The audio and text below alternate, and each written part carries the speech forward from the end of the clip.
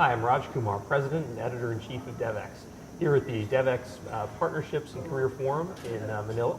And I'm joined by Paul Weisenfeld, who is one of our panelists on our plenary session, which just wrapped up, and is, of course, the Vice President of Global Programs at RTI, our executive partner for this event. First of all, thank you, Paul, and thank you, RTI, for being a part of this and helping bring this event to fruition. Really appreciate it. Thanks very much, Raj. I'm really happy to be here, and RTI is thrilled to be a sponsor for this great event. Thank you. Yeah, and I think what we're talking about today is really relevant for RTI and RTI's work. Of course, you're one of the world's largest mission-driven development implementing organizations working around the world. You've got a big regional office in Indonesia.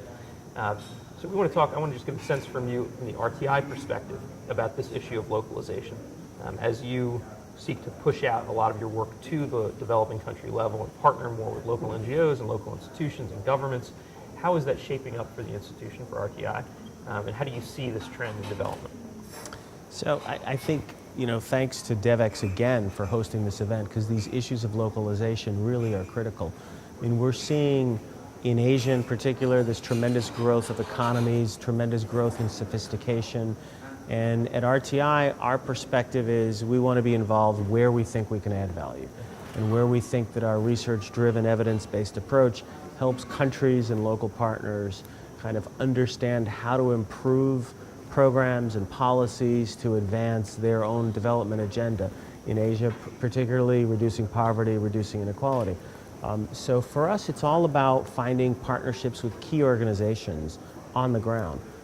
And the reason I think partnerships are so important is the really difficult challenges that we face are challenges that go beyond the capacity of any one organization.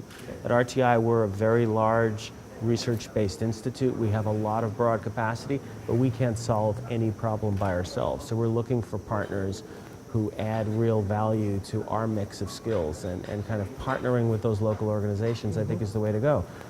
I think another key question is, as we were talking about in the panel earlier today, as these economies in Asia, the Philippines, Indonesia, mature, we're going to see more and more work being directed by the governments themselves, and kind of understanding how to work with these governments, respond to their needs, help improve, do the kind of analyses that help them improve their policies, is really where I think things are going to go over the next decade or so. Yeah, it really looks that way, that organizations that are used to getting funding directly from USAID and then going to implement the project are going to increasingly be going to governments that have been funded through bilateral aid agencies or multilateral banks. So it really is a new era, and I think agencies and organizations are just learning how to respond to that and cope with that. When I'm overseas, one of the ways I describe RTI and the Research Triangle Park for people who aren't familiar as much with it and maybe don't come from the United States, it's really like the Silicon Valley of the East Coast. And I know RTI comes from this background of science and tech and innovation, so I wanted to get you on that issue. Do you find that now in this issue of local partnerships, as development aid is moving down at the local level, are we bringing science, technology, innovation to the local level, mapping technologies, new approaches that you might see at the U.S. government federal level? Are they coming here to developing countries through USAID and the World Bank and other agencies? I'd say very slowly and not enough.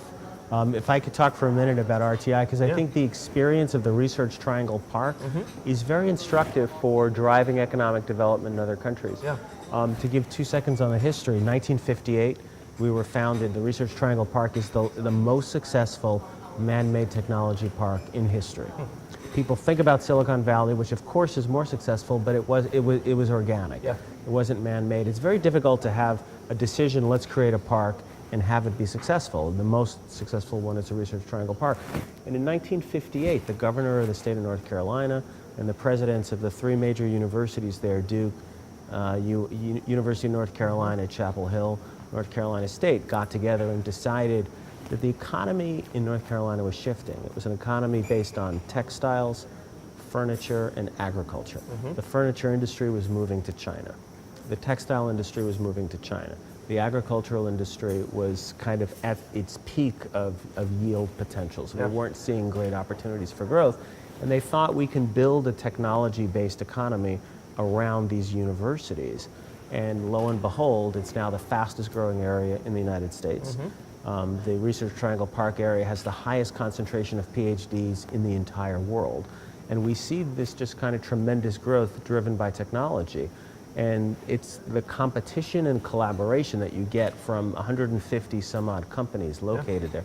RTI was the first company located there. We were the founding institute. And the idea was create a nonprofit organization focused on research, technology that can help drive innovation and attract other companies. Yeah. So kind of that, the focus on innovation, the focus on research, I think is something that is a good lesson for other countries. Not to say everyone needs to create the same park. The conditions won't exist exactly the same way in other countries. But it's highly relevant, I think, to your point on the panel where you talked about automation, right? And that manufacturing traditionally, especially low-skilled manufacturing, has been one way that countries have climbed the economic ladder. China is a great example.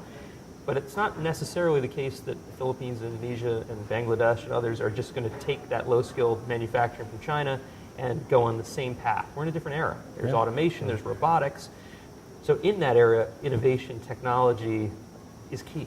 Absolutely. And I guess the key issue that you briefly described there is whether the aid agencies get that and are driving home that point. I know USAID talks a lot about it.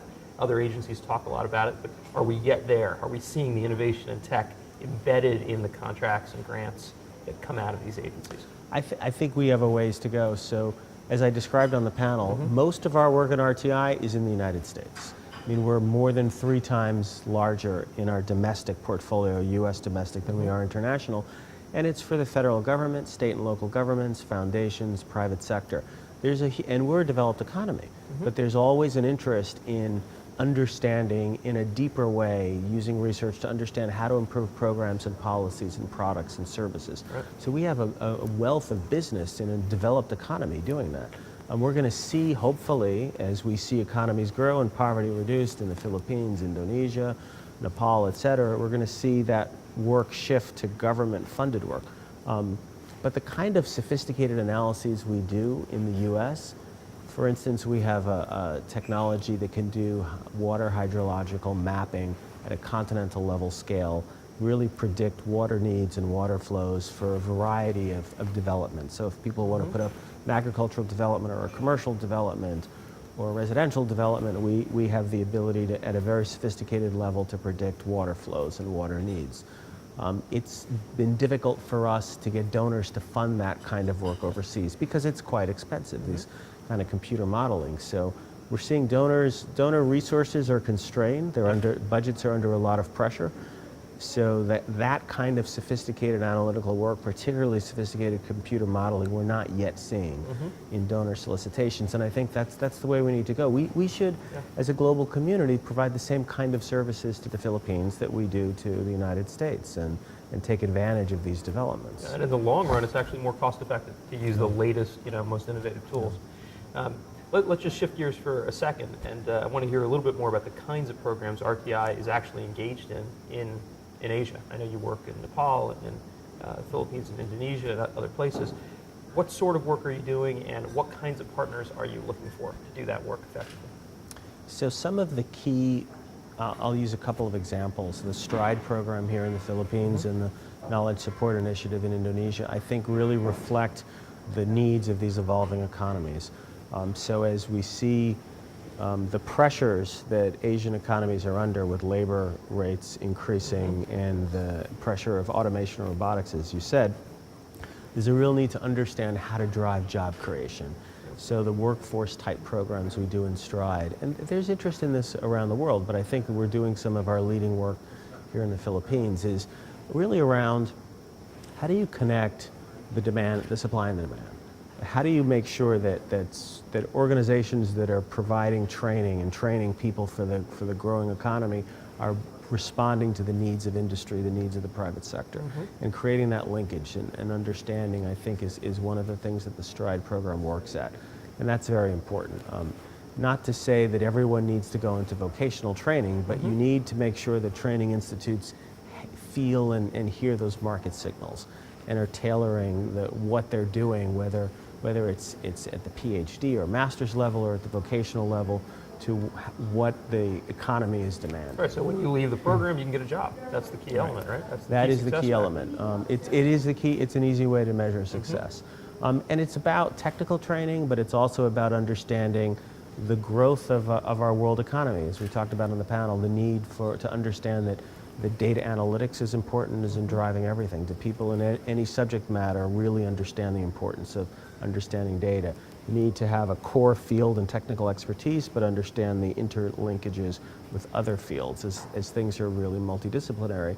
And then life skills training is really key, because we know from the growth of in business management literature around leadership that I know you know at Devex very well, the keys to success are often about leadership qualities that are not very tangible. Understanding how to motivate teams, how to develop strategies, how to move things forward. So there's a lot that we do as well on that leadership and life skills training component that I think is really important. And I want to get back to that data analytics point that you made on the panel, and again just now, that really for organizations, local partners who might be looking to partner with a group like RTI, might have come to you in the past with a glossy brochure, showing their success stories, showing their mission. All that's great, but what you're really looking for are data. Show us the metrics. What have you achieved against those metrics, and how do they tie to a broader strategy? And I think that is a shift that maybe not every local partner has yet understood. So I'd love to hear your thoughts about that. Yeah, I think the way the world has gone is development is about more than having good intentions. Like, having the intention to do good is great. And our mission at RTI is improving the human condition, but by turning knowledge into practice. So we want to partner with organizations that have a mission, that have the intention of improving the human condition, but you have to do it in a way that's scientifically rigorous. There are loads of examples of this. When I was at AID, we had our group that was working on nutrition improvements, and they said to me in one visit that we've always trained women on the importance of a diverse diet, kind of post 6 months after you move into after you move away from exclusive breastfeeding, making sure that the diet is appropriately diverse. But now we're going to train men. And I asked why, and they said, well, men tend to eat first and they tend to consume all the protein. So you can say to women all you want, you need to make sure your kids consume protein, but if the men have eaten all of it, who cares? It doesn't matter. That sounds great and it sounds right. And in the old development world, we would have said, yes, go ahead and do that. In the new development world, we'd say, yes, go ahead and do it, but set up a study and determine what the difference is in impact to make sure that and what is the cost of including men and what's the difference in outcome, because we can measure that. And that's where things are going. We need to measure what we're doing and understand what the costs are and what the benefits are, and program in a more rigorous way. Yeah, I think that's a great message for the local partners here in the Philippines and elsewhere in the region that are looking to work with you, that this has got to be a part of the way you organize yourselves. I mean, I think a lot of entities know that they want to work with USAID, let's say, or Asian Development Bank or whomever. They have to have the right systems, they have to have the right infrastructure, they need to know how to do reporting and accounting that meets the international standards. But I'm not sure the message has gotten through to everyone yet about this shift to a new era around metrics and data. And I think it's a really important message. Yeah. You mentioned briefly that you come from AID. You spent a couple of decades at USAID. Most recently, you're one of the architects of Feed the Future. And that program is a signature initiative of the Obama administration. It's still going on. I wonder if you have thoughts. I know you've left AID now, but do you have any thoughts about how that is going and what sort of the broader implications are about Feed the Future?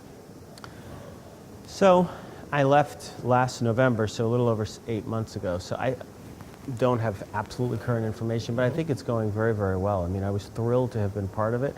I think we've understood from the data, again, the enormous value of improving food security to reduce poverty and reduce hunger, as well as the challenge of feeding growing populations with climate variability that we're experiencing from climate change. And I think that awareness is what drove the Obama administration to make Feed the Future its signature development initiative.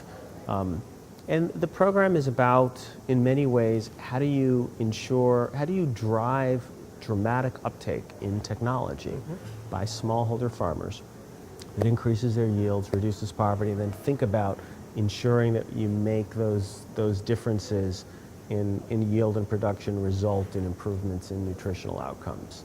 And it ties a lot to the discussion at this conference because so much of it is around markets, right? Developing a market, not just going in as USAID might have done in the past and said, here's a one-shot intervention at improving yields here, but instead thinking about the broader market dynamics. Is there someone to buy those yields if they're improved, right? And so it is about engaging local institutions, government, private sector, CSOs, et cetera.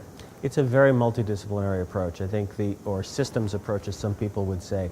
If there's no market for the product, then it makes no sense to produce it. I think in the old 20 years ago when I started in development, a little more than 20, the approach was explain to farmers how to grow a better ear of corn. And now the approach is figure out what the market wants. Maybe it doesn't want corn, maybe it wants soybeans, maybe it wants tomatoes, and then figure out how to not necessarily grow a better ear of corn, but how to meet exactly what the market demand is, which is all about quantity and quality and time. Are you producing it on a timely basis?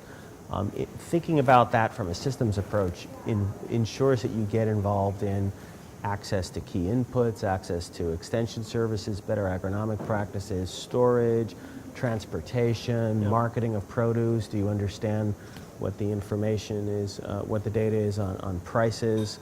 It quickly gets very complicated, but that's the only way to do this in a sustainable way.